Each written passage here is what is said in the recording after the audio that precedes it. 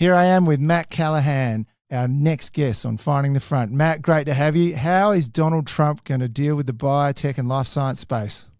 Thanks, Tim. Great to be here and look forward to the chat. But I don't think that he's going to have that much of an impact other than on capital markets. So if capital markets kind of stay reasonably steady, we can raise money. Companies will continue to develop.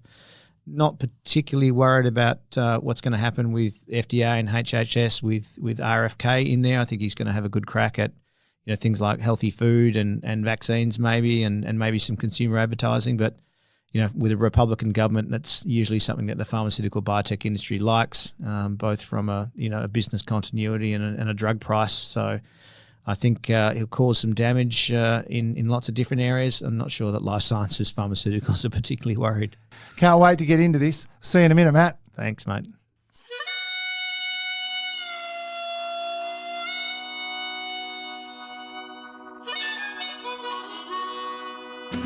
Welcome to Euroz Hartley's Finding the Front, where we get to know the people who front some of Western Australia's leading companies, providing you with real insights into the way they think and approach things, both in business and in life. So get the volume adjusted in your car or your headphones sorted and settle in for a great story. Here's your host, Tim Banfield. Welcome everyone to a brand new episode of Euroz Hartley's Finding the Front. Euroz Hartley's is a proudly Western Australian financial services company. As always, please don't hesitate to contact us if you would like to learn more about the services we provide.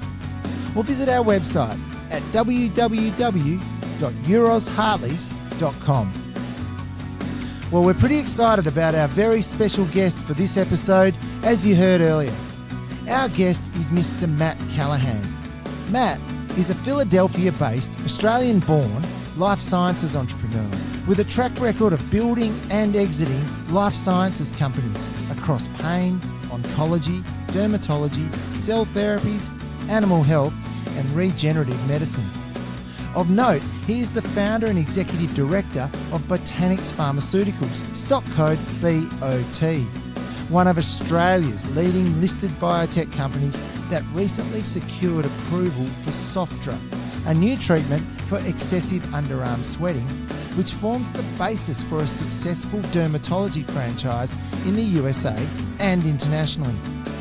Matt is also a co-founder and executive director of Respirion Pharmaceuticals, developing the next generation of antibiotics for cystic fibrosis patients.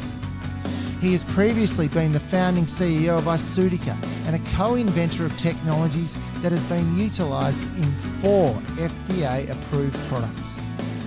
Matt has 25 years legal, life sciences, IP and investment management experience and was also a co-founder of life science companies Dimerix Bioscience, Mirata Pharmaceuticals and Orthocell, as well as the Bill Gates-backed climate tech company Rumin8.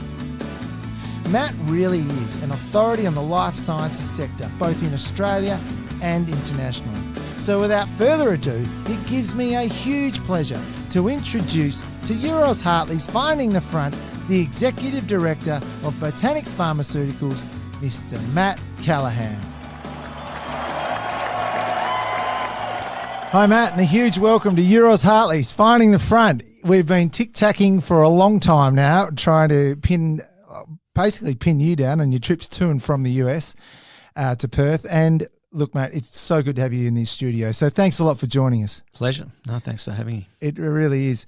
So look, you're very well known through your life and career in life sciences. You've built a stellar career, and it's one that, as we get into, people will really understand the gravity and the depth of experience that you have in your qualified field. But as with all of our episodes with Finding the Front, one of the important parts is to understand where you came from and how you eventually got there. And what I found fascinating with your life is that you were born in the goldfields of Western Australia in Kalgoorlie and then grew up in Perth. How did that all unfold? Yeah, crazy background, and I guess for where I live now and what I do now, I guess. But Dad was a surveyor that worked for the Main Roads Department in Kalgoorlie at the time. Mum was a stewardess, and I've got two younger brothers and sisters as well. Yeah, so born in Cal, lived the first part of my life there, and then came down to Perth for school. and did high school here as well. But I have kind of the outback and the real Australia in the veins from that point of view, which some of my American friends find quite entertaining when I talk about it. But yeah, it's a great beginning, and come from a kind of pretty humble family, which I think keeps you pretty grounded as you go through that whole experience. When did you move from Kalgoorlie down to Perth? Just in primary school, elementary school. Yeah. Do you have many fond memories of growing up out there? Yeah, I do. I actually remember, we had goats, we had dogs, and we lived not too far from the super pit, and even though I was pretty young, I have memories of kind of running around in a big backyard and kicking footy we lived at 43 Ward Street in Cal. Yes. My dad, because he travelled a lot, we'd sometimes go out in the outback, as they call it, with him. He surveyed the roads between Kalgoorlie and Port Hedland, and spent a whole bunch of time really, in the midst of where there was nothing around. So he's probably about 10 years, I think, probably out there surveying all regional roads. So we kind of, occasionally we'd go out with him when he was doing work and hold a staff, and, he had his theodolite, and he'd say, keep it straight, and we'd help him with his work and stuff from time to time. But yeah, it was, I don't remember much of it, but I certainly remember the start of it. Tell us a little bit about your dad in terms of, you mentioned he spent a lot of time out in the outback pioneering roads and getting transport routes organised so that WA could progress. Yeah, he did. And interesting background for him too, because before he was doing that, he spent 6 years in the seminary and almost became a priest. So I might not have been here but for an extra year. But yeah, he grew up in Bunbury, and, he was a country kid. Came to the city, and then went in the seminary for 6 years, and then didn't think that was the life for him. Got a job as a surveyor, and then went into the outback. But yeah, he did. He worked on most of the bigger roads out there as a surveyor, and almost ran into some trouble, and didn't make it to my birth as a result, because he was in hospital at the same time I was, having had a major accident back in 1972. Wow. And what about your mum?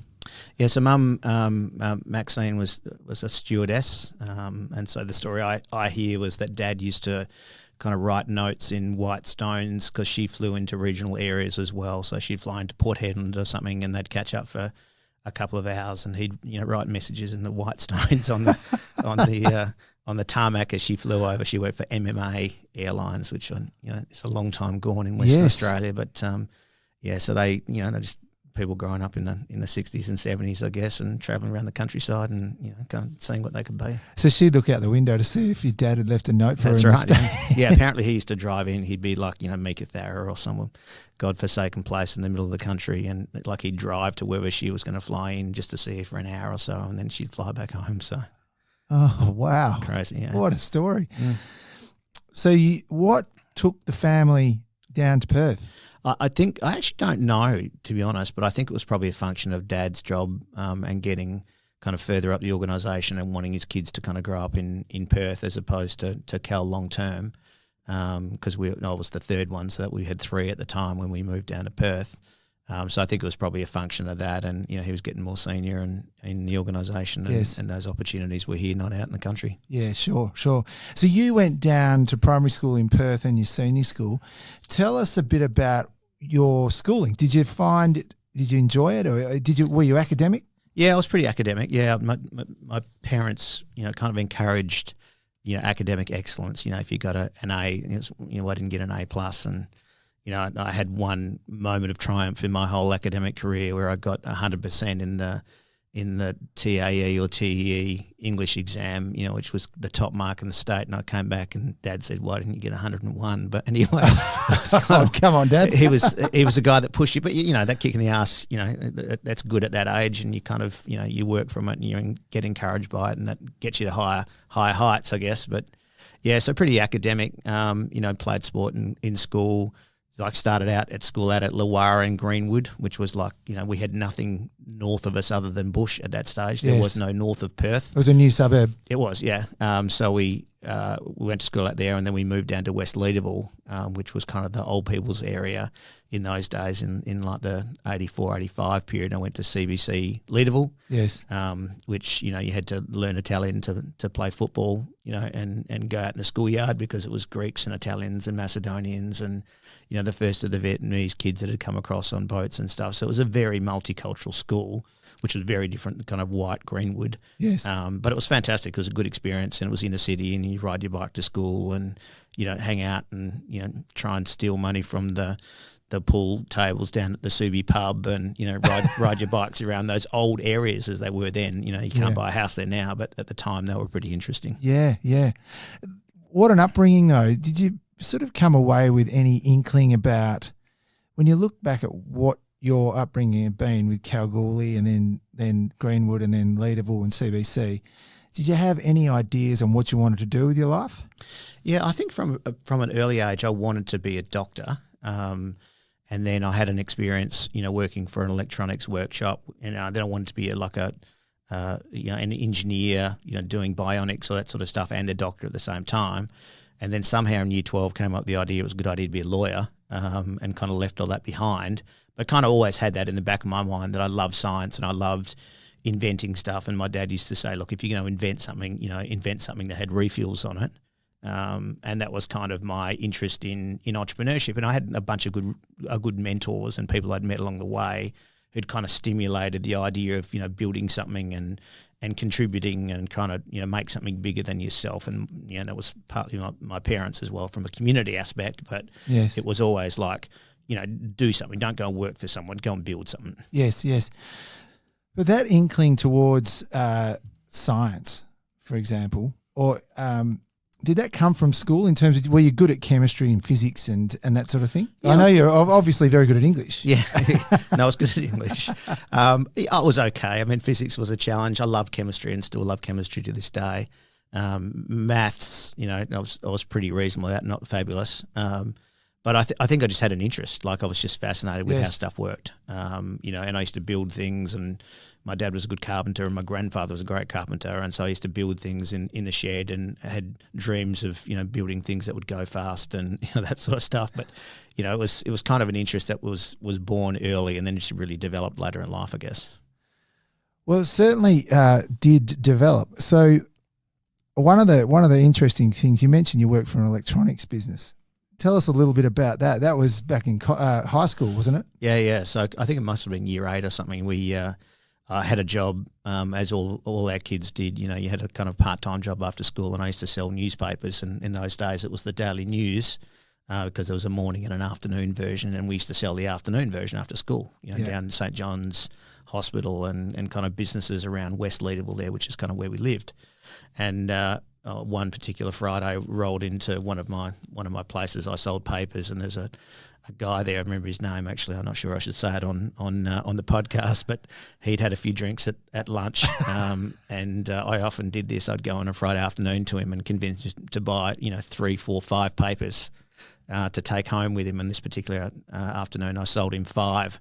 And he probably only needed one. He probably only needed one, and he probably couldn't even read by that stage of the afternoon. But anyway, I rolled back in there on Monday, and he said, "You little bastard that sold me 5 on Friday." It was probably like $1.50 or something. Who knows? And he kind of asked me the question, what do you want to be when you grow up? And I said, I want to be in bionics and do electronics and medical stuff. And he says, "Oh, we do electronics here. Come out the back." And so he rolled me out the back, and there's all these desks and work areas, building things from Hungry Jack's drive-through machines to complicated monitoring systems and stuff. And he said, "Oh, if you want to, you can come and work here, like in the afternoon, rather than doing your paper round." So I had a negotiation with him about how much he paid, and told him I was earning $15 a week at the time, which I wasn't. But he said, "Look, I'll give you 20," and I started work. Done. And did you enjoy it? I loved it. Yeah, no, yeah. I worked there for probably 3 or 4 years after school for an hour, and I used to sweep the floors and clean the toilets, and then spend half an hour building circuit boards or wiring stuff up. But it was, again, it was probably the first of the mentor things where you had a lot of apprentices that worked there who were really young guys, 16, 17-year-old guys, 2 or 3 years older than me, who had very strong kind of mentors, electricians, electronics people as their guys, teaching them stuff and kicking their ass. And Yeah. Doing that sort of stuff. So it was kind of a great environment to learn, and you had someone other than your dad telling you what to do. Yes. And you're doing work and learning things, and your mind just explodes, when people give you responsibility. And you're just excited about it. Yeah, loved it. Yeah, great. Sounds awesome. Well, you didn't stick around there forever. You went on and did a Bachelor of Law and also went on and did your MBA, but both at UWA or University of Western Australia. That took you into a 4-year stint with Minter Ellison, where you were a senior associate. But you obviously went into law. Yeah, as you said earlier, you took your interests, parked them for a while, and then went in and got the background into law. Now, this is an interesting point because there's a lot of school leavers, graduates, that sort of thing, are looking at what they're doing. Now, why did you go and get the background of law in place before you embarked on your entrepreneurial, escapades, future in life? Yeah, I thought it was a good base. Yes. You could do commerce or accounting or whatever. Law was a great base. I liked the idea of being a lawyer. I think I'd seen A Few Good Men or something at one stage, in the last couple of years of high school, and liked the idea of doing some court stuff or, just generally arguing, which I seemed to be good at. Or something that engaged me from a kind of an academic point of view. Yes. Sort of it was fun. You had to think about stuff, and it wasn't straightforward. So that I don't ever regret doing a law degree. It's been a fantastic base for me. I learned how business worked. I learned how companies worked. I learned how to do contracts. I learned how to do deals. I learned how to negotiate. I learned how to talk to people. Yeah. Work hard, but that was all kind of part of that base. And I think whether it's law, engineering, whatever it is, you kind of got to do the degree, and then you got to work in that space. And you start off as a shit kicker at the bottom of the pile, and you learn from that, and it's really you make your own way. And that I think's been a kind of a lesson I learned, and a feature of my career is you just got to jump in, and paddle as hard as you can, and you'll figure out whether that thing's the thing for you, or whether you take those experiences and then go and apply them to something else. But it was a great experience, and I loved law school. Had a great time. Went to law school with a bunch of guys who are fantastically, successful judges and, senior counsels and that sort of stuff now, who I have photos of, if you're listening, by the way, from various parties and various activities. But yeah, it was, at that stage, everyone went to college every day. It was a real great time of life. It was fantastic. With you had parties and you had your friends, and most of my friends to this day are from college, not from school or high school. Yeah. I don't think kids necessarily do that the same way these days, but I wouldn't regret it for anything. Minter Ellison's a prestigious law firm. To get that role, was it easy? Yeah, I did pretty well at college. You got honours with your degree, so that was a walk-up start. I had plenty of offers, but I think the thing was where do you go and why, right? Yeah. And so, having kind of clerked at a bunch of different places around town, I got a bunch of different offers. But the reason I went to Minters was because of one of my first mentors, a guy named John Paulson, who at the time was teaching me, I think, conveyancing or something at college. And so he'd turn up sometimes on a Friday afternoon. I think that's when our toots was, and sometimes I'd have to drive him home. And you can do the dots on that one. But we had a small group that met with him as kind of our tutor.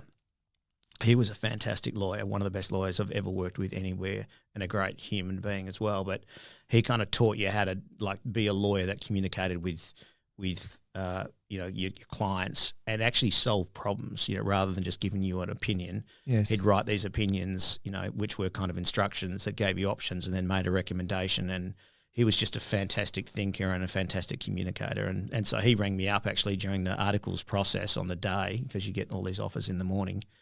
And he says, look, you can go wherever you like, but if you come work with me, there's good opportunities for you here, and, I'll teach you, and, I think you can do what you want to do here. We'll give you the kind of the rein to do what you want to do. Come here rather than go somewhere else. And because of that relationship, that's why I went there at the end of the day, and again, didn't regret that at all. Oh, fantastic. So that base of law really did set you up for the next role, which was a general manager and general counsel for a company called QPSX Limited, which I did a little bit of reading about, but it ended up becoming Nearmap.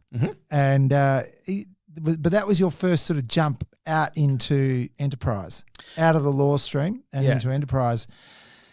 Did you feel and it's quite a pivotal moment because you've clearly said, right, I've got the base that I need. Now I'm ready to go. Yeah, it was one of those things. I mean, my parents just shook their heads. It was like, my God, like you became a lawyer, which was kind of, because they didn't go to college, it was kind of a big achievement. You know, you got onto a firm, you became a senior associate, you're on path to become a partner, and you're leaving that? Like, are you crazy? And so, you know, and I was married at the time too, so that was, I have a wife, you know, potentially probably saying the same thing, but maybe few commitments in tow, really. Yeah, exactly, right. Yeah. So it was one of those things where I thought, you know, I had looked up in the law firm and looked at the old guys then and the practice and the way it was running at the time, and went like, well, I don't think this is a life I want to do forever. And those guys don't seem particularly happy doing what they're doing. And I feel like there's more I can do, more I can learn. Like I figured like I can do the law gig now. Like I know what to do. I can figure out the rest of it. But I felt like I needed to be challenged and engaged, and I thought I could, you know, rather than, you know, write the contracts as they came in, I thought I could negotiate the deals, and the only way to figure that out was go and do it. So that was kind of a big leap, but again, you know, it's kind of stepping out and paddling as fast as you can. QPSX, why there? So again, one of my mentors, it turned out to be a mentor, this guy named Graham Griffiths, who, you know, is very respected, unfortunately passed away a few years ago. He came to me with a story of, you know, we are going to take some intellectual property, some patents that, you know, were invented by some guys here in Perth at UWA that are being used and abused by international telecommunications companies, and we're going to go and generate some revenue, some royalties from those companies that are using that technology without paying for it. And then if that works, we might go and do it with a bunch of other things. Do you want to come and help? And it was like, that sounds fantastic. You know, a bit of international work, you know, leveraging law, a lot of science, had to learn a lot of science about patents and how things work to be able to go and do that sort of stuff. So it was kind of an opportunity, you know, too good to refuse, and allowed me to kind of leverage a bit of my law stuff while I went into general commerce, rather than kind of just jumping straight out into something I didn't know. But it also had that science element to it and technology. Yeah, absolutely. It was very broad, and kind of where we started. You know, we were enforcing some patents from QPSX, the company, which was the first ever company spun out of UWA, actually. So Telstra provided some capital to some guys to go and take out some telecoms technology that they'd made into some products, which was really the start of the internet, digital communications. And where I was introduced to kind of one of my other mentors, Rob Newman, who was ironically the inventor of a lot of that technology, and who then came in, you know, to work with me at Stonebridge Ventures, and then who eventually went in as the CEO of Nearmap. So it was kind of this, you know, I once had a comment from an American lawyer as part of a deposition associated with all that, who said, look, are there only like 5 people in Perth that work in companies, and there's only 3 companies to work for? Because all of us had been in these different companies and been around these different environments and, you know, overlapped with each other in different ways. But it's, you know, Perth is a small place, but so is the world, right? Well, you did 5 years with QPSX, and then I think what you've learned and what I could glean from that is you then decided, right, I'm ready to become an entrepreneur. And I must say at this point, for the listener, Matt's become the true model of an entrepreneur from this point, and you'll get the feeling for his attack on life as we go through this. And it started in pretty much 2003, but it really kicks off in 2005. But in 2003, you got the opportunity to become co-founder and chief executive officer of Dimerix Bioscience. Now, that's jumping out of QPSX and into something that is a biopharmaceutical company that you've started and really launched your dream. It's ticking the boxes. Mm-hmm. You're using your law, you're using your love of life science that you developed as a through your childhood, through your latter end of schooling. You're now looking at the commerce side you've gained out of QPSX, and now you've come out and jumped ship and you're having a crack. Is that about right? Yeah, it is. And I think, you know, the extra element in that was I kind of did that part-time while I was doing something else too. Right. So I was kind of still working with QPSX a bit. And then the opportunity came up with Dimerix. And to be honest, that was kind of an accident of history in some respects, because my two co-founders, James Williams and Liddy McCall, certainly knew a lot more than I did about life sciences and that sort of stuff at the time. And so they needed a CEO, and so they kind of stuck me in there as part of it. So I helped, write the business plan and pull the thing together and raise the capital and all that sort of stuff with that team, and with the scientific founding team, obviously. But it was kind of one of those things where, probably shouldn't have been put in that position at the time. Yeah. But, kind of knew enough to be dangerous, but then, did what I, always do now, which is find really clever people to work with, or really experienced people who knew more than I did, and got them as advisors and worked with them to kind of build a plan, and then kind of pulled all that stuff together. Like, I'm not good at many things, but I am really good at building teams. And that was kind of the first time where I had to do that, because I really didn't know enough about the science and enough about the development program at that time to kind of, do the things that were required. But I suppose anyone in this various stages of life has got to jump and have a crack. Mm-hmm. A sliding door moment where you were given an opportunity and you thought, well, I'm just going to have a crack. Yep. No, exactly. And that's, moving from law to QPSX was kind of a similar thing. And it was kind of just a series of jumps. Again, not reckless jumps, because I had a family and a mortgage and, all the rest of it, but they had to be kind of somewhat calculated, but they were definitely risks, right? And yes. If stuff goes wrong, I could always go back and be a lawyer. that was my fallback to your earlier point about having a base. Worst case scenario, I'd still be working for a law firm now and probably wouldn't be happy about it, but I'd have a job and I'd have a mortgage and a family. But it was kind of one of those things where, the only way to do it is just to jump, right? You kind of can't, stay in that kind of warm bath forever. Eventually you're going to get out and go and do something else. And that was really the first time we did that, yeah.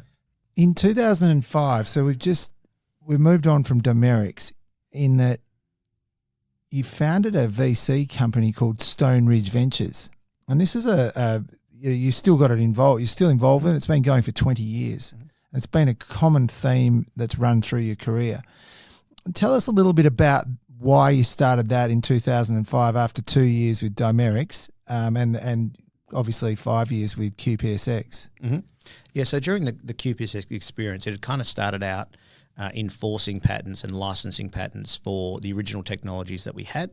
But along the way, we picked up a bunch of other technologies from unis and companies, and we were licensing and enforcing those technologies around the world as well, which got me very much in touch with universities and tech transfer offices, and finding new technologies and figuring out whether they were valuable and kind of assessing them. So I'd been through that process of, looking at something and trying to put it in context and see whether there was any value in it. And that's part of what you do as a venture capitalist. And so at the time, this guy, Rob Newman, engineer, founder of the original QPSX, and he spent a bunch of time in the US as an entrepreneur himself. He came back to Perth and was looking for something to do, got involved with Foundation Capital, so Ian Murchison and that crew who had that bigger venture fund in the early 2000s. He'd met me, through lots of different things that we'd done as part of that patent program. And he said, look, do you want to come and be a venture capitalist with me and run this fund? And we'll start a new version of it, looking at earlier stage investing called, we didn't have a name for it then, but, do you want to come do that with me as kind of my business partner? And again, Rob's 10 years or so older than me. He looks a lot better and is a lot fitter than me. But anyway, he said, look, come and do it. And for me, that was kind of like, that was God coming down saying, do you want to come and join me in the clouds? Because, I see that you have some potential and, you can maybe do this sort of stuff. And I was like, wow, you don't get those opportunities, very often or at all. This is something you kind of have to do. Yes. And so we jumped across. Stone Ridge Ventures is named after a piece of rock on Rob's property down south near Moses Rock there. Where you can stand up high and look far away was the tagline for it. He thought it was great.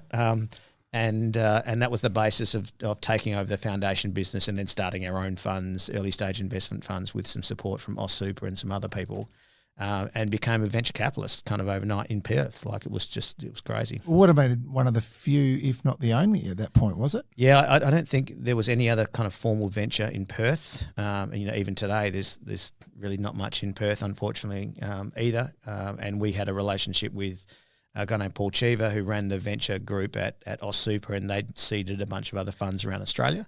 We went in there investing in everything from kind of medtech to life sciences to hard telecoms to, business process things, all of it, very, very intensively for a period of time, and then working with universities to try and train and develop programs. We had a relationship with Murdoch University to try and help with that as well, and tried to build an ecosystem of entrepreneurship and investment in Western Australia at that time. How old were you then? Oh, that's a very good question. So 2005-ish, I would have been 33. Yeah. So you really, at this point, you've got a fair degree of experience accumulated now. Yeah. Very, I learnt, again, it's like drinking from a hose. You go and do consulting and you get smashed and you learn a lot in 2 or 3 years. I feel like all of the different careers that I've had have been like that. I go in, I drink from a hose for 2 or 3 years, learn an enormous amount of stuff, have great experiences, and build on that, and then go and do something else. And that was one of those things. By 33, I got to be a senior associate as a very independent lawyer. For 3 or 4 years, I'd done the patent enforcement stuff. I worked in a software company. I'd done kind of lots of different things very intensively at levels of seniority I probably shouldn't have been put in for what I knew, but again, you kind of swim as fast as you can and learn as fast as you can and build advisors around you so you're successful. And by 33, I kind of knew more than the average 33-year-old, I guess, at that point from the various different industries I've been in. Your Stone Ridge Ventures organisation, did that form the basis or the platform for then, you went on to then co-found a number of companies. Were they part of Stone Ridge Ventures as part of, they'd come to you or you'd go to them and then all of a sudden you would back them in terms of being a venture capitalist and then take a role in the company? Yeah, some of them were. So Orthocell is kind of a good example of that, right? Yeah. So Orthocell was Paul Anderson and Minghao Zheng, the scientific co-founders who had an idea. They'd worked a lot in rebuilding cartilage. They had this idea that they could do the same thing in tendon. Yes. And so they came along with an idea and a bit of a business plan, and Rob and myself kind of worked with them on that, formed that business plan, and then provided the seed capital, and then kind of went in as one of the founding directors of that to kind of bring it together. So really hands-on lift in building a company, as opposed to kind of just turning up, looking at the management team, writing a check and going on the board. It was kind of more of a hands-on lift to get them to where they needed to be. And again, I had some experience at that stage. That was kind of back in 2007, 2008, I think. I knew enough to be dangerous, but, again, looking back now, I think, oh my God, I'm glad it worked because I probably didn't have as much experience as I thought I had. Well, it's a great example. I'm glad you sort of referred to that one. And for the listener, Matt's quite understated in his role here. He did do what he just said he did, but he then ended up staying on and was on the board for 17 years, nearly 18 years, and only recently retired from the board in January 2024, being a board member since 2006. It's interesting. I was doing some sort of research around that, and you only just really departed, and I saw the chairman of Orthocell is John Vanderweel, and said on your departure, Matt's commitment and contributions to the success of Orthocell in the early phase of the company and as it transitioned from a research and development company to a commercial success is commendable and greatly appreciated. Matt was pivotal to the initial public offer and greatly assisted the company through first in-human trials and successful commercialisation of our initial products in international markets. I wish Matt all the best in his future endeavours. I thought his comment really summed up the fact that you were there from the start. Mm-hmm. And here we are, 17, 18 years later. Orthocell's got a market cap of 326 million. They're on they're going from strength to strength. Paul's still in charge and doing a wonderful job. Mm-hmm. And you must feel very proud of that. Yeah, I am. And again, you kind of look to the team in terms of their achievements at the same time, but it was just a great experience to be part of, taking, as we started with this technology for fixing tendons, something that the world had never done to this day. No one else has done it. And then the platform for, repairing nerves and actually helping tendons and stuff was built there while I was there. They built literally, and this is, Paul and Zheng largely, they built clean rooms in a warehouse at Murdoch University with a bunch of Chinese guys that came down, erected stuff in 2 weeks and built what would otherwise have been a $5 million GMP manufacturing facility in 2 weeks with a bunch of Chinese dudes. It was like that's how that company's been successful. Is like they, on the smell of an oily rag, smart people doing really cool things in a kind of globally relevant, globally competitive fashion, and they go from strength to strength, and wish them all the best, obviously, with the work that they're doing now in nerves. Well, a shout out to Paul Anderson and Orthocell. That's a great story, and what's remarkable is it did come from Stone Ridge Ventures in the early stages, which you had an integral role in. We could use. What about Glycan Biosciences? Started in 2006 to 2011. You were involved again, co-founder, CEO. Was that again through Stone Ridge? Yeah, it was kind of an introduction that we had into Curtin University, which is where that program came from with Professor Deidre Coombs. And again, another really cool idea, right? That observed that for people who have respiratory problems in emergency situations, they give them heparin, right? Heparin was a naturally derived product, but they had figured out that there are certain elements of that heparin molecule that could be used to help with things like COPD and other respiratory diseases. So we figured out a synthetic way of doing that. At one stage, it's just a horrible time in terms of timing of financial markets. We set up a facility and a group in the White Mountains in Hanover, New Hampshire.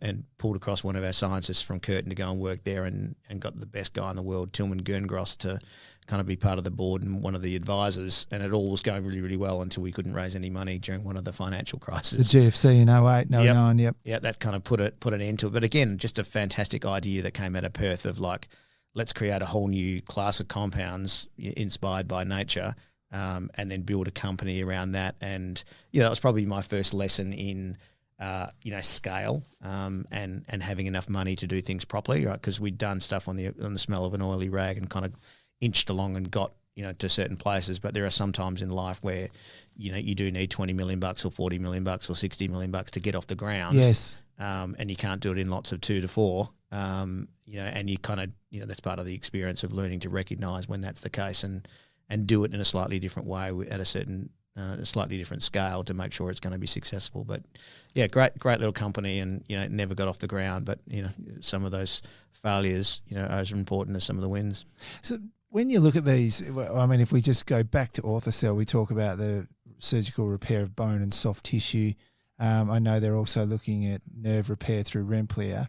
Then we look at, say, Glycan, which was compound or carbohydrate-based chemistry platform, compound being developed to treat severe refractory asthma. It is very rewarding if you get these things right for the human race. Mm-hmm. And, the commercial piece aside, does this drive you, with your skill set, does this drive you more than the commercial outcome? Oh, completely, yeah. And it's never really been about, like, money. And I'm sure that's the case. Just, obviously it's well known within the biotech industry that there is once you have something that you've invented or you've co-founded and it's worked and you go through the approval processes and it's distributed, it can be very lucrative for the founders for obvious reasons. But it's the drive of finding the solution to a problem that is the ultimate. Yeah. And that's what's been, we've just talked about 2 different impacts on the human race. Mm-hmm. And we go to a third one, which is Isutica, which is started in 2006. So it's pretty impressive year. It's a big couple of years, exactly. Has this come out of Stone Ridge as well? No, this one came out of University of Western Australia, and again through a couple of other folks in Perth, James Williams and Lydia McCall, who were kind of involved with a predecessor idea to this. But it was one of those things where it was kind of a technology looking for a problem to solve. Yes. That's very much been a feature of kind of what I've done in life. So they had, they developed this milling process where you could put 2 different chemicals in a ball mill, like we have in the mining industry, react them in the ball mill to make a third product at a very, very small size. So they'd taken that idea and put it into pharmaceuticals and figured out, well, where can we make very, very small things? And kind of the example that we'd use is it's the difference between putting a lump of sugar in your coffee and very fine sugar. Yes. The fine sugar dissolves more quickly, you need less of it, right? And it kind of acts more quickly as well. So that kind of idea in pharmaceuticals, pain drugs, oncology drugs where they're not very soluble and the patient can't get enough of them. Can you use that technology to create better drugs, not necessarily new drugs, but better versions of existing drugs that help patients? That was really the inspiration behind it. Was it extremely successful? Did that, when you looked at that, I was reading through the sort of notes on that particular role, and there's two things that came out. One was that you ended up with this one. Did you move to Philadelphia in the US for this role? I did. So the company was originally started here in Perth. Yes. And we had, we had a research team at UWA. We had a whole bunch of people here. We had one advisor that I recruited I went to the Cheesecake Factory in America. And for those that don't know what that is, please look it up. Don't ever go there, but please look it up. Right. Where I sat down with a guy who was kind of the father of small particles, and he introduced me to his protege, who became my chief scientific officer, Bill Bosch, who you'll see his name turn up in a bunch of my companies, since I met him in 2006, because he's been in, I think, in most of at least all of them. And so that was kind of the start of that. We had a US-based research team, but everyone was here until we sold the company. And then I got thrown in as part of the deal to go and move to Philadelphia to do a transition, hand over the company to someone else for 2 years and never left. For the listener, Matt was part of this business when he joined in 2006. In 2011, Iceutica was sold for $60 million to a US research company. And what's really interesting is that this was the technology was used in 5 FDA approved and numerous late stage products in development. Now, FDA approved, could you explain, because this is the start of your introduction into FDA, which is the US regulator for life science or biotech approvals. Could you just explain for us how this whole thing evolved and how that's really is another learning part in your life? Yeah, exactly. I mean, you think about any other product that a company's going to develop, it relies on how good their product is and how good their marketing is and how good their kind of sales team is. In drugs, and devices, we have, an extra layer to get through, which is the regulator, right? So you can't put your product on the market unless the regulator agrees that it's safe and efficacious. Yes. So that was kind of my introduction of, every step you took, someone was looking over your shoulder. They wanted things done in a certain way.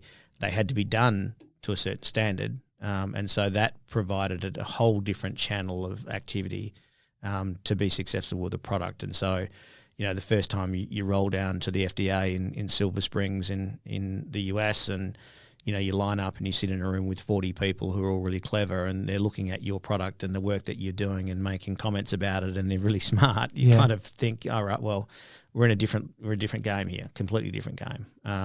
And that's kind of led, I guess, a little bit to my, desire to go and find the best person in the world to give you advice about issues if you can find them, because you spend a lot less time learning and a lot less time making mistakes if you do that.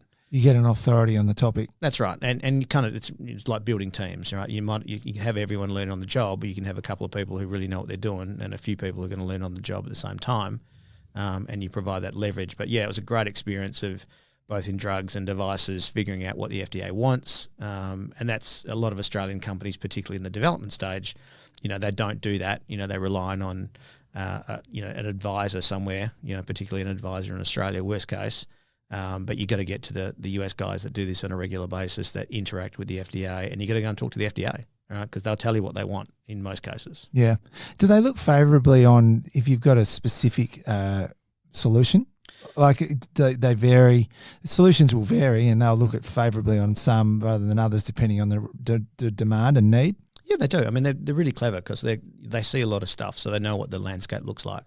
And so if you come along with something that's novel, that's got some data behind it, they'll be helpful. I mean, the FDA is not there as kind of a blocker just for the fun of it. They're there to make sure that only things that are safe get on the market, and preferably they're also efficacious. But they will interact with you, particularly in areas like rare diseases or oncology, where it's life-threatening. They will actually give you guidance. They'll have meetings with you. They'll kind of provide direct feedback. your job's to ask the right questions and to make sure that you listen. And if you do those two things, you'll be pretty successful with the FDA. The experience with Iceutica was clearly a big one. You were there for 12 years, and them asking you to remain with the company was pivotal. Did you enjoy moving over to the US? And I mean, you're still there now, so I assume you did.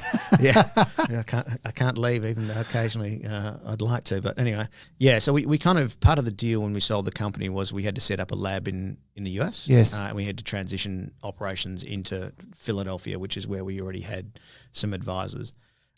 So we went, I had chatted to my wife. I had, kids who were in primary school at the time. We said, look, let's go for 2 years. It's a great experience for us and the kids. And my parents had always encouraged me to travel and learn and that sort of stuff. So we thought, bugger it, we'll give it a go. So we went for 2 years. We kind of built the lab, started the handover, and, our lease ran out. And that was kind of the point of like, are we going back? Are we staying? Well, there's no reason for us to go back right now because, the kids aren't ready for high school yet. We had them booked into Trinity and Mercedes respectively, and they never got there. So yep. we ended up continuing to work for Iceutica, and then in parallel, again, that feature of my life of doing more than one thing at one time, I started a couple of companies, and Botanix was one of those at the time, and that was like, well, the best place to build pharma biotech companies is in the US with the capital and the experience around the corner. So I guess we're staying for a while, and the kids finished high school, and then the kids went to college, and now one of the kids is almost done college, and so and you're still there. We're still there, yeah. So it's kind of it's been a crazy experience, and again, heads up to all of my mates here in Western Australia, but they and my parents will ask me every time I come back for Christmas, so when are you coming back? And I'm like, look, I honestly don't know. I think I've asked you a couple of times as well. Yeah.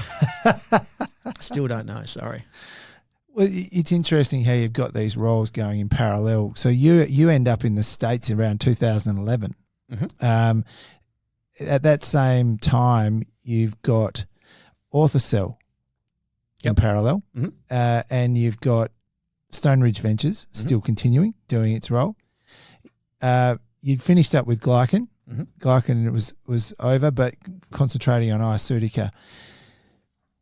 The other one that has evolved out of this is Ben Franklin Technology Partners, which is the US link out of southeastern Pennsylvania. Mm-hmm. Now, for those who aren't familiar with the Ben Franklin Technology Partners of southeastern Pennsylvania, which I wasn't, I had a look on the website, and it's got an impressive lineup of directors, of which your current role is board director and vice chair of the investment committee. Is that correct? That's correct. Yeah. You've been there for 8 years, nearly 9 years.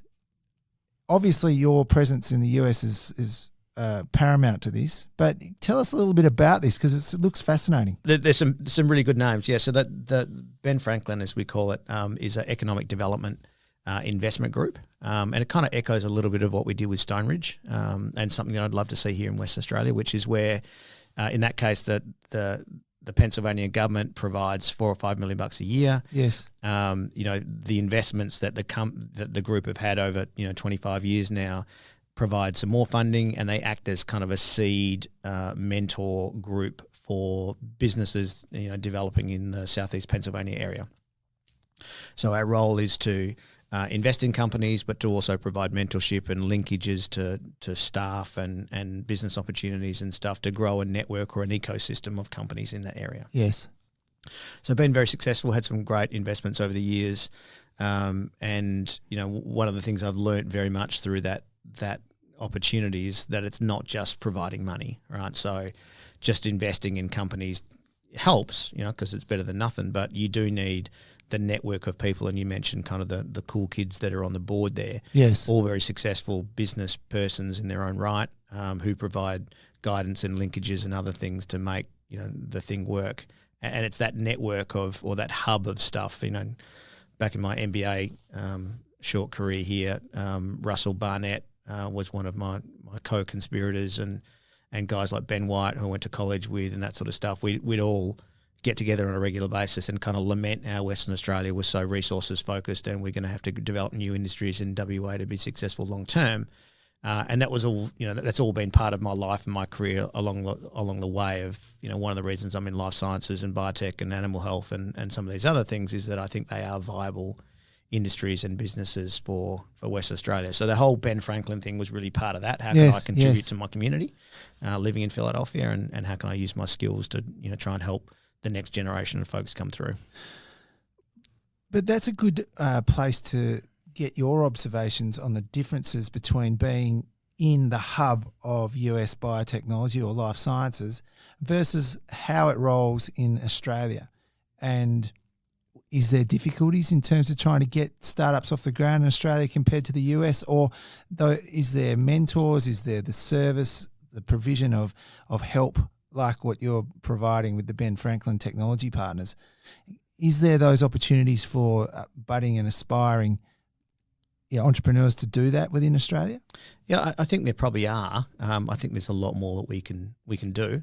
Yeah. For me, it was kind of, I had a couple of mentors, but most of them were in the States. They weren't in Australia. Now that we've had a few successful companies in the last 15 years in Australia, the Telixes and the Neurons and these sorts of companies, there is a network of people who've done it. I literally throw a stone from my house and I can probably hit 5 people who've personally launched pharmaceutical products in the US and have worked with big companies because they're all up and down the East Coast. Yes. It's really hard to do that in Perth, let alone Australia. There's not that many people who've done it. It's one of these things where, it's a lot easier to develop mining-based technologies, oil and gas-based technologies, because our biggest customers are literally around the corner.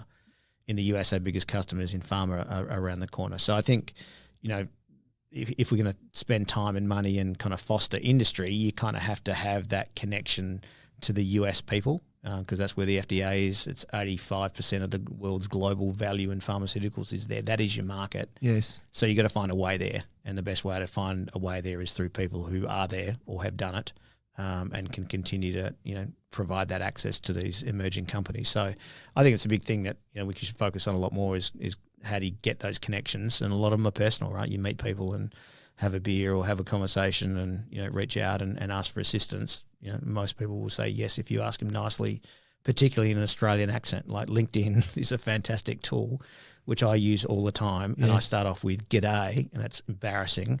But you say, "Hi, G'day, it's Matt here from Australia," and you instantly have someone's attention. It's the one benefit of being Australian in the US. Yes. Is you have an accent and you have a version of what your country looks like that people will respond to you. So I leverage it shamelessly. So it highly regarded with regards to what you're doing? I think so, but I think it's just more the curiosity factor. That you're Australian. Yeah, that's right. Crocodiles and deadly sharks, and it's the first question you get asked: do you have a pet kangaroo? And do you go swim in the ocean? But it's a joke, but leverage it, right? People love Australians, particularly in America, and we're very good at being direct. We're very personable, largely. And so people will do stuff for us, and it works really well in meetings, particularly with Americans, who have a lot of stuff, going on in those sorts of environments. Is you can cut through stuff and be, rude, essentially. Sorry, I'm poor me, Australian. Can I ask a dumb question? Why are we doing this? Why are we here? Why are we wasting our money on that? Shouldn't we be doing X? And people just love the kind of refreshing cut through that you get, and you're not offensive because you've got a cool accent. Yeah. If an American said that, they'd get chucked out. But if you're Australian, you can get away with being slightly offensive. Yeah, it's quite. What an experience, though. How long have you been there now? For like 13 years. Yeah, it's coming up on 15. 15 years. Yeah. And again, we regret a bunch of things. Obviously, not seeing a lot of our kids.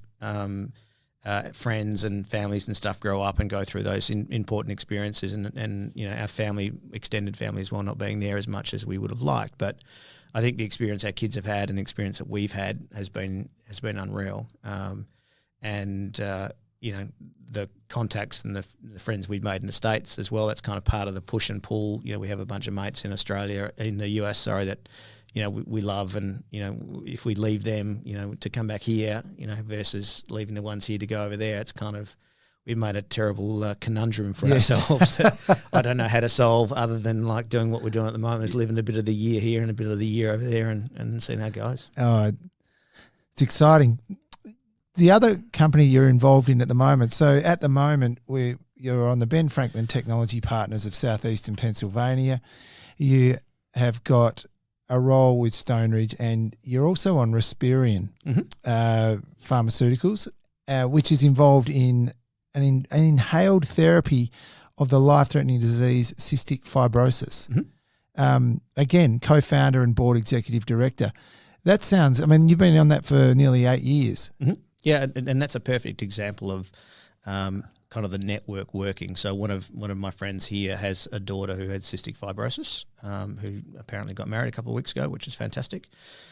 She lived that long to do it. And he was talking to the physician of this young kid, and the physician said, "I've got a developing drug that I'm working on here." And my friend said, "Well, you should talk to Matt Callahan." Right? Yes. And so this professor rang me up and said, what do you do? Can you help me commercialize this thing? I've done some studies, et cetera. And so I got involved kind of as a favor to my mate to go and look at this thing, and thought it was interesting, and helped raise $20 million from another venture fund here in Australia, and got some money from the US Cystic Fibrosis Foundation, and partners here in Perth with the Kids Institute and Perth Children's, and tried with Perrin and didn't quite make it, but that's a longer story, and built the first product, and then built a team around that largely in the US again, and are currently in the middle of a phase 2 study for that product, which, if it works, is going to be a much better antibiotic, which is going to help them with their infections and help them live longer. And again, it's, we're going to make a bunch of money out of it. Yes, probably, if it works, but it's kind of the impact that it has on that patient population that don't have any other choices, which is kind of what got me excited in the first place. Absolutely. For the listener, Matt, could you just run through phase 1, phase 2, phase 3? Yep. So phase 1 is really all about testing it in a patient population to see if it's safe and how high you can go with the dose. So, in things like pain and other common things, you can do that with healthy volunteers. In things like, oncology and cystic fibrosis, you have to do it with patients who have the disease, because you can't be giving them things that are, either placebo or things that aren't necessarily helping their disease. Yes. So that's the first phase. Is it safe? How high can I go? Phase 2 is which dose is the best dose to use in the particular indication or disease. So you dose range, they call it. You give different amounts of the drug to see how well it works, and again, look at the safety aspects of it. And then once you have that enables you to design and power, i.e. how many people do you need to run a phase 3 efficacy study, which is the thing that the FDA focuses on the most, right, to show that your drug works and doesn't have unacceptable side effects. Yes. So, numbers-wise, phase 1 might involve, 10 to 30 people. Phase 2 might involve, 50 to a couple of hundred people, and then phase 3, depending on the disease state, might be a couple of hundred to even a couple of thousand, up to 10,000 people from a phase 3 perspective, to show that a drug works in a statistically significant fashion. And you're up to phase 1, 2 sort of thing with Respirion? Yeah. So with Respirion, because you're doing these studies in patients, we start with a phase 1 to see that it works, and then we kind of adapt that into a phase 2 to see how well it works at different doses. Yes. And then based on that information, we'll go into what they call a phase 2B, so a bigger phase 2 study, and then into a final phase 3 study, which again will probably be a crossover between a 2 and a 3 as well. And using this as an example, how far away is it FDA approached at phase 3? Yeah, so we actually start talking to the FDA before we even do our first study. So they provide us guidance as we go along. So once this phase 1-2 study is finished, which will be at the end of this calendar year, we'll go into a phase 2 study, which will kind of take next year. And then the phase 3 will be probably the following year. It moves pretty quickly because with these orphan diseases, the FDA is very interested in getting things through quickly, and they'll kind of give you a couple of breaks on some of that timing and some of that work to make sure that it happens quickly for that patient population, because they really, really need stuff. So, that one could be in the market in kind of 28, best case. But it just also shows we've been at this for 8 years. It takes a long time to develop drugs, right? It does. And is this going to be a listed company at some point? You never know. Right. Who do you work with again? It's one of those issues, right? So, back to kind of availability of capital in Australia. Ideally, you would kind of get through to phase 3 and even almost get close to finishing phase 3 before you'd make it a public company. But in Australia, given there's not a lot of money for biotech and that sort of stuff, we often have to take companies into the listed sphere a bit earlier. For capital. That's right, just to access money, which is challenging because if studies take a year, what the hell do you talk about for a year while you're doing your study? Yeah. So it's kind of one of those things, we've learnt to live with it in Australia to make it work. But most of the biotech companies we have on the market today are development stage. There's only 5 or 6 that actually generate revenue. So Yes. it's very, very different than NASDAQ, which is you really don't get near NASDAQ traditionally until you're kind of late stage or even revenue generating in some stages. Right. Okay. Because that's criteria to list. Pretty much. Yes. Yep. I mean, it's such a fascinating journey in terms of the life sciences being covered. And as I say, with this last one, we talked about cystic fibrosis, we've talked about bones, we've talked about nerves. This one's a little bit of a departure from that in terms of Rumin8. It's interesting that with Rumin8, it's an agri-tech startup, and you could almost say it's in the climate space, and it's seeking to reduce the methane that comes out of livestock, in case in point, cows. Fascinating. Yeah, no, it's one of those crazy things, and I haven't mentioned one of my kind of co-conspirators along the way, which is a guy named Dr. Stuart Washer, who was on the board of Isutica with me, has been on the board of Orthocell and a bunch of other companies along the way, including being a co-founder of Rumin8. But again, it's one of those things where someone brings you an idea and you go like, what? Like, how does that work? Or, have you thought about that? No, I haven't thought about that. So this is one of those ones inspired by nature where Stuart came to me and said, look, have you been following the seaweed space? And it's like, no, Stuart, I haven't been following the seaweed space. Well, they're feeding seaweed to cows to stop them burping out methane. I'm like, oh yeah, that kind of makes sense. So what? So can we do that like synthetically rather than having to grow seaweed under the ocean and then harvest it and all that stuff? Don't know, Stuart. Let's go and have a look at it. So we spend a couple of months figuring out whether we can make something synthetic, from a plant. Turns out we can.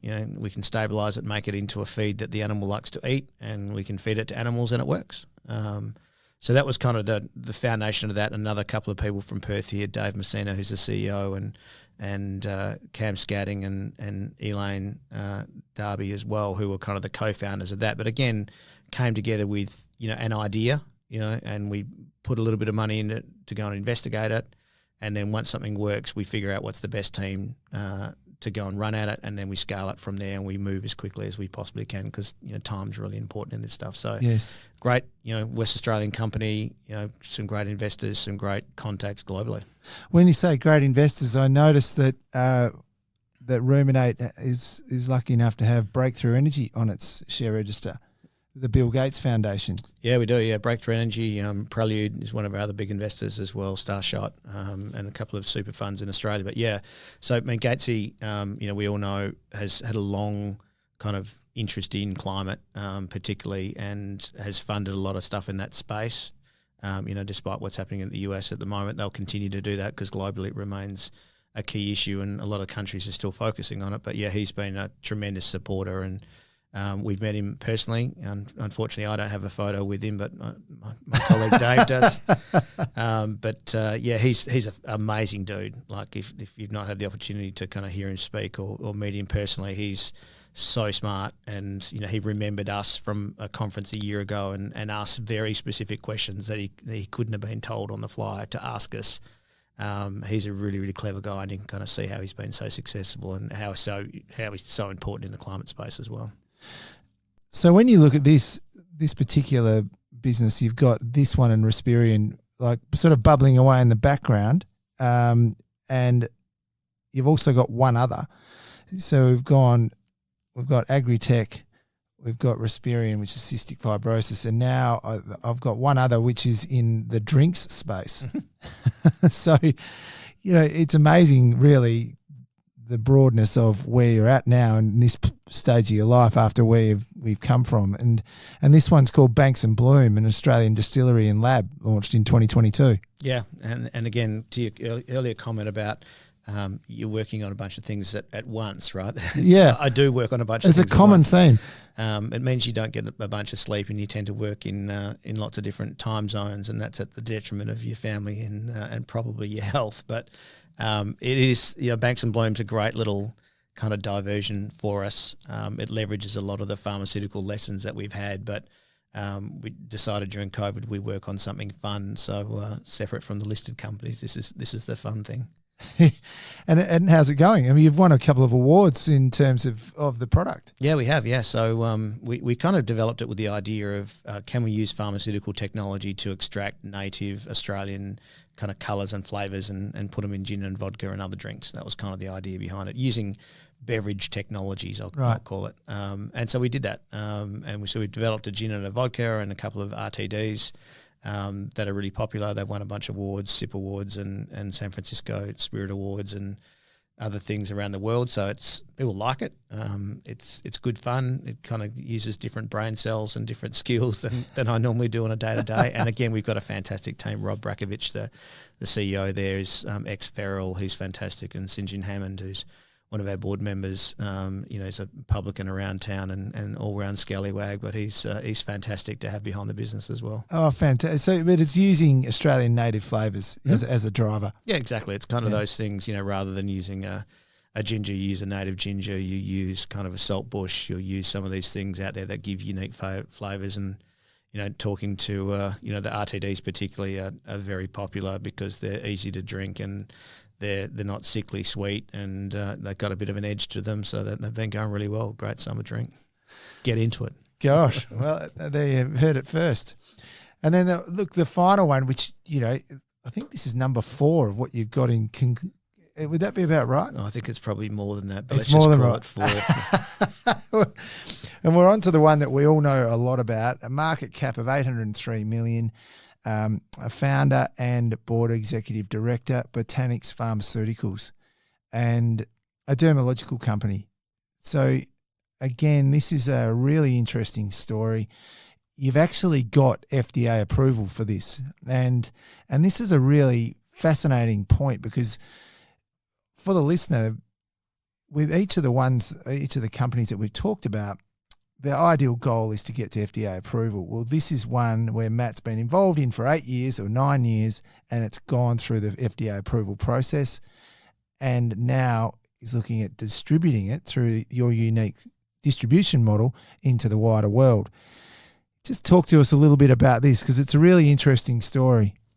Yeah, so Botanix was a company that we started, again, focused on dermatology conditions, things like acne, rosacea, things that we all know about. We had some development stage products that we took through phase 2. This was back in 2016. Yep. Yeah. Yep. So pre-COVID, we had some development stage projects. We did some clinical studies. We generated some really good data. And then kind of, around COVID time, we managed to have a couple of people join the company who've been really pivotal. So Vince Ippolito, who's our executive chairman, and Howie McKibben, who's our CEO, both guys with amazing dermatology track records. Sold their last company for about 1.8 billion, the one before that for 5.2 billion, and the one before that for 2.4 billion. Right? Goodness me. So not slouches in any respect, but it does set a really good bar for expectations in Botanix. So those guys we brought on, and they have a very good commercial background, right? And so we kind of said to ourselves, well, we've got these development stage projects that might be in the market in 2, 3, 4 years, whatever, but we've got this team sitting on the bench here who are superstars in commercializing stuff. So let's go and find a commercial asset and get them in the game, get them moving. And so we were able, because of the stuff that was happening in the biotech market at the time, to find a couple of assets where they're in, very stranded NASDAQ listed companies that couldn't raise money and had got products through phase 3 ready for filing for approval, but couldn't go any further. And so we did deals with those guys. We acquired one of those products and put it into Botanix. We paid, I think it was $5 million up front, and then we eventually bought out all the royalty and milestone rights for about another $13 million. So for less than $20 million, we're able to buy a product that had positive phase 3 data that could be filed and could be commercialized and was worth a lot of money, and bought it really, really cheap. Got it through approval, and then just last month launched it with our sales force in the US, 27 folks all over the US, and are now building a revenue generating company, with a market cap of north of 800, as you said. So it's been a great, I think, arbitrage of value, and we've done this once. We're going to do it a lot more times before we're done, but there's a lot of really good opportunity because of that arbitrage between Australia and the US. I mentioned unique distribution model. This one, from my research, you're taking this direct to consumer rather than through an intermediary. Is that correct? Yeah, there's two angles to it. So one of which is in the disease area that we're in, hyperhidrosis or excessive sweating. It's kind of like erectile dysfunction or kind of hair loss for men, right? We don't like to go to the doctor. In fact, I went to the doctor for the first time about 10 years last week. We don't like to go to the doctor and talk about these things, and we don't kind of take active steps, beyond kind of doing internet research often with these sorts of health issues. So using telemedicine and going directly to a patient is really important to kind of engage that patient population, because it's really large, about 6.5 million people. Yes. And then the other element of the unique distribution is that we're trying to avoid the traditional pharmaceutical way where the company takes a product, they give it to a distributor, the distributor takes 20% of your money. You then put it into a pharmacy chain that has all sorts of issues with it that cost you a bunch of money. And so you lose basically 25% of your profit on day one. Right. And so we've tried to simplify that process and then basically ship the product directly to the patient's door within 24 hours, so they don't even have to go into a pharmacy, and they get their refills that way too, which is really, really important from a revenue model perspective, because on average, if you go and get a prescription in the US, you might get another one, right? 2's the average across all therapeutic areas in the States. It's crazy. As in a repeat? Or Yeah. So like they only get one repeat, right? So you've got to keep going back. That's right. And even for things like kidney transplant drugs, right? You went to all the effort to go and get a kidney. Yes. And you're given kidney rejection transplant drugs.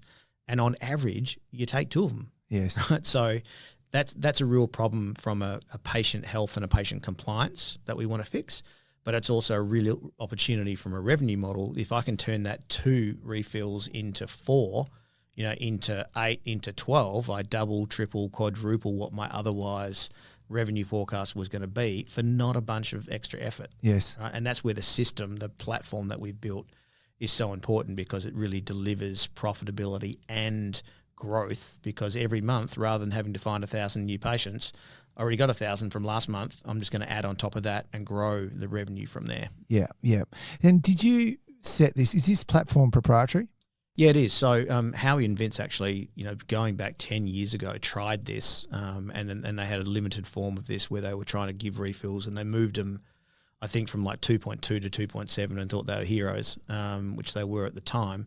But this is more about using technology to be able to get things out there, managing the insurers and the payers to make sure that process is seamless and just deliver a better standard of care to the patient. Yes. And when patients benefit, you do good, good things happen. You make money out of that, and that's really the goal. Yeah, yeah, absolutely. But it's vertically integrated, so you can actually track your product right through to the end consumer and know where there's a breakdown in anything. Absolutely. And the technology platform that we've built to kind of track all this stuff is kind of world-class. And we can literally see on a daily basis what's going on, right? Which is why, we're only 6-7 weeks into launch, and normally we might have a few weeks of data. We've got 7 weeks of data, right? Which is why we're so happy with how things are going. Oh, fantastic. It's a really interesting company and a really interesting story. With regards to where you position yourself, is this taking up more of your time than the other 5 that you've got going? Yeah, it certainly is. And it's been, it's the thing that, from a company building perspective, I've got my colleague Rob Newman and mentor, his goal was to build $1 billion company. And that was initially our goal with Botanix as well. Yes. But now, obviously, seeing what's happening, we have much higher and more loftier goals with Botanix. But this is really important to me. It's really important to the shareholders and the people that have backed us from the start. So it's something that takes up a lot of my time and a lot of my thoughts. And fortunately, we have a really good team on a day-to-day basis that executes in Phoenix and Philadelphia, and I get to hang out and do business development and IR and in Australia over the summer. Yes, but I'll be back on the tools back in the US in the coming weeks. Oh, really interesting. So.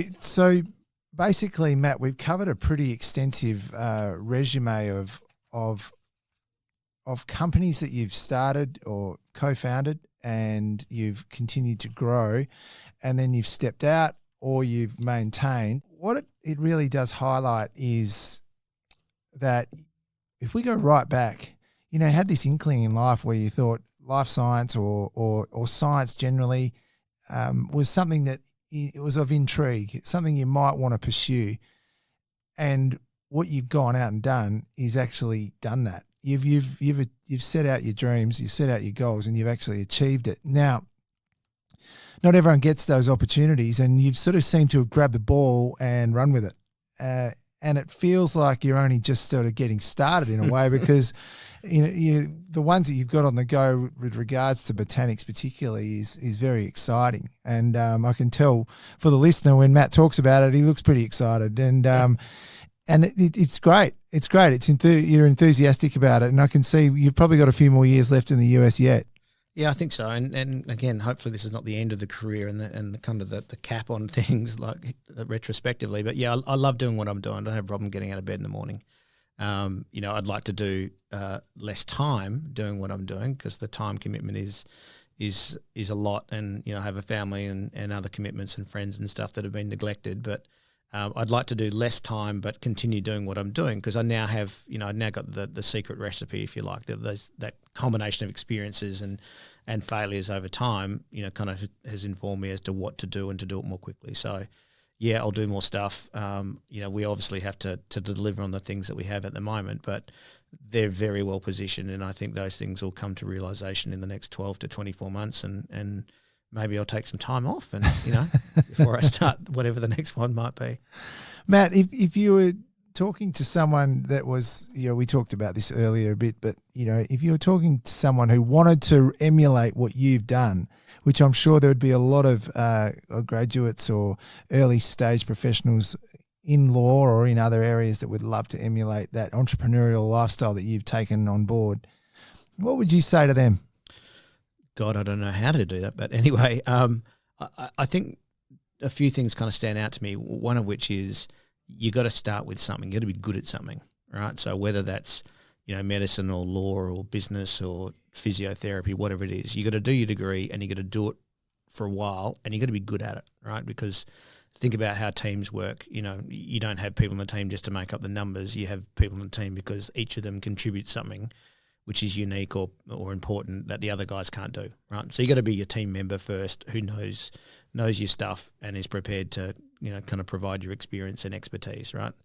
But you also have to take leaps, and you're going to take those opportunities as they arise, right? And again, I had a great dad, I had a great mentor, I had great friends that I'd go to about stuff that I did and kind of run it by them. But at the end of the day, it's you and your family, they're going to take that leap. And if you don't take any leaps, nothing's going to happen.